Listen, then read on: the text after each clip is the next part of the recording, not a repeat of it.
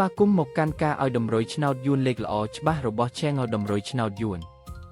ថ្ងៃនេះ Admin មានលេខល្អៗសម្រាប់ចែកជូនដល់ពុកម៉ែបងប្អូនយកទៅផ្សងសំណាងសម្រាប់ឆ្នោតយួនថ្ងៃទី07 ខែឧសភាឆ្នាំ2026មុននឹងឈានដល់ការឲ្យតម្រុយឆ្នោតខ្ញុំបាទសូមចិត្តពុកម៉ែបងប្អូនមេត្តាជួយ Like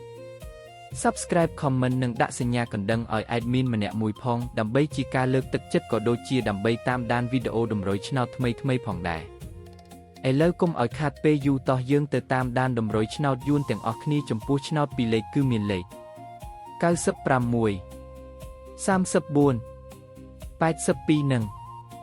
28សម្រាប់ ABCD សម្រាប់លេខអូសខ្ទង់គឺមាន20អូសនិង80អូសសម្រាប់លេខអូសចំពោះឆ្នោត3លេខគឺមានលេខ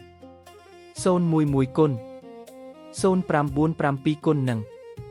014គុណបាទឥឡូវនេះវីដេអូតម្រុយឆ្នោតរបស់ Admin គឺបានដល់ទីបញ្ចប់ហើយខ្ញុំបាទសូមជូនពរពុកម៉ែបងប្អូនដែលបានយកតម្រុយឆ្នោត Admin យកទៅផ្សងសំណាងជូនពរឲ្យហេងៗគ្រប់គ្នាចាក់ត្រូវគ្រប់គ្នាជម្រាបលាជួបគ្នាថ្ងៃស្អែកបន្តទៀត